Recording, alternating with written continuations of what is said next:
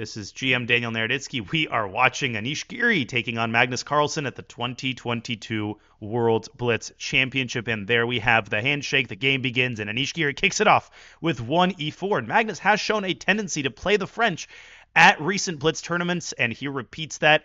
He had a crazy game against Richard Rapport. In this exact line, we have a win hour with the knight coming out to c6 early. That is actually quite an uncommon move. Black's queen typically comes out to a5 or c7 more frequently than the development of the knight. There goes Giri's h-pawn. He is not mincing his words. He is making his intentions very clear as his pawn is already on h5. Magnus keeps the king side closed, and Giri says, no, we are opening the g-file whether you like it or not. f2, f4 by Anish. He has not developed a single one of his minor pieces. He's used his pawns to try to shatter that king side and maybe squeeze his queen in to g7. In fact, taking on f4 here is impossible because queen g7 traps the rook in the corner. But if Magnus doesn't take on f4, then what does he do? Giri is threatening to take on g5 and simply snap off a pawn on the king side. And then later on, his h5 pawn, if that becomes a passer, there will be hell to pay for Magnus. He's got to get stuff going on the other side of the board, or get stuff going on that side of the board. f5 was an amazing move by Carlsen. If Giri had taken en passant, Carlsen would have recaptured with the knight and kept things closed down. Now he's been able to push his pawn to g4, keep Giri's queen out of commission. Anish, he took on c5. He's got the tripled pawns on the queen side, and Magnus going after those pawns with his last move. The queen finally comes out to a5. c3 is under pressure. c5 is hanging, and Anish's lack of development is kind of hurting him here.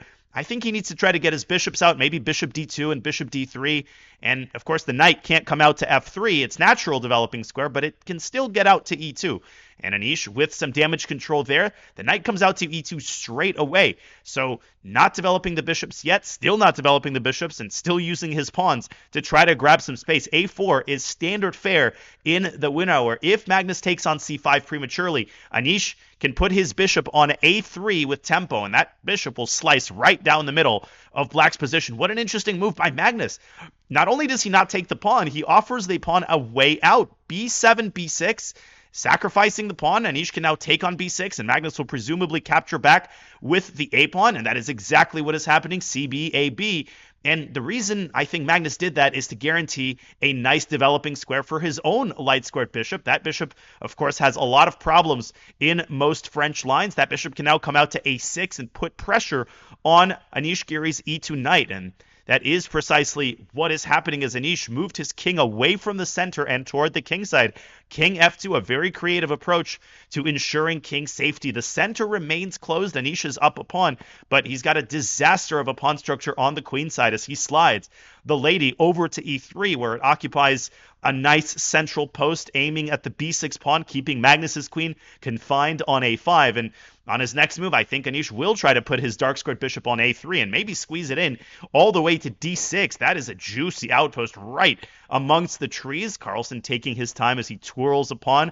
That is something he frequently does as he ponders his possible candidate moves. He can snap the knight on e2 off the board. That'll lead us to a 2 bishop versus 2 knight position. Doesn't happen every day at this level. Let's see what the world champion decides. And finally, he copies Giri's method. King e8 to f7. Both kings occupying symmetrical squares on the king side. And will Giri continue running his king up? No. He develops his bishop, and not to a3, but rather to d2. And what he's attracted by is the possibility of a discovered attack against Black's queen. Magnus shuts down that possibility immediately, squeezing his bishop into c4. Now the bishop on d2 is pretty passive, but the knight on d4 is quite active. Anish centralizes it, offering a knight trade.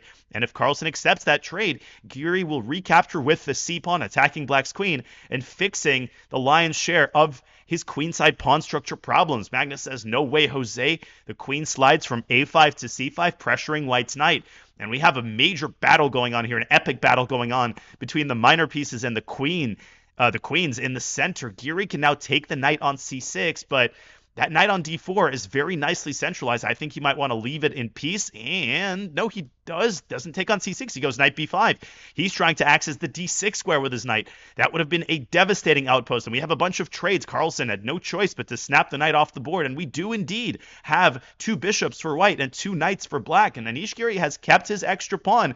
And not only that, the a4 pawn is now a passer.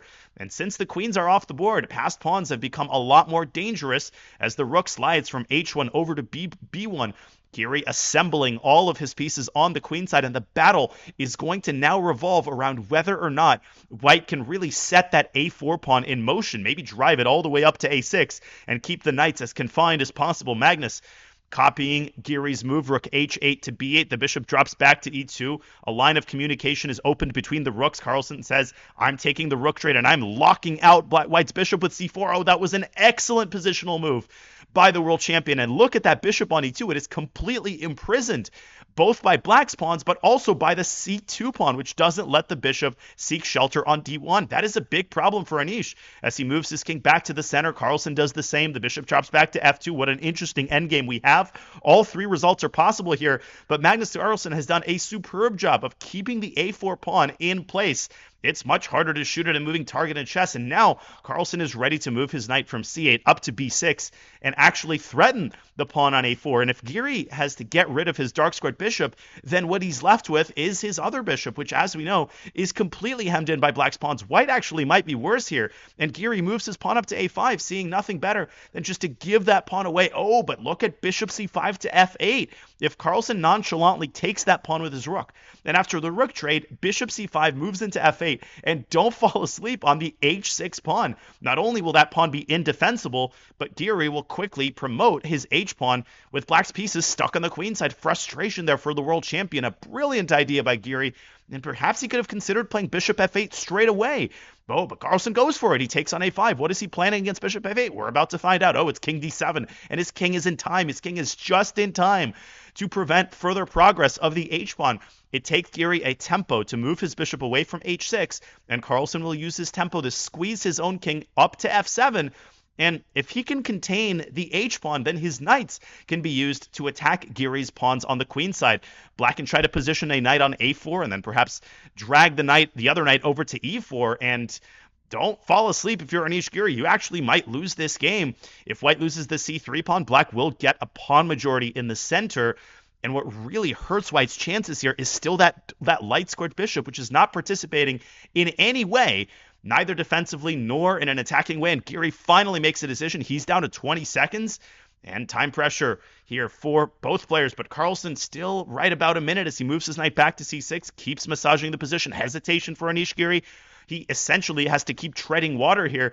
He moved his king back to c1. Now it goes back to d2 to protect the c3 pawn. And here goes Magnus. Knight c6 to a7. Another exquisite maneuver. And the knight is moving into b5. And Anish Giri is going to lose the c3 pawn. His queen side is starting to collapse. There's king g7. Carlsen doesn't let that h-pawn move any further. 3 seconds for Anish. 2 seconds for Anish. He's got to move. He's not going to make it. And he lost on time. He didn't make his move. Carlsen indicating that his clock shows 0. What an exquisite positional effort by the world champion. And if you enjoyed this video, make sure to click the link in the playlist for more of these Blitz videos. Thank you for watching.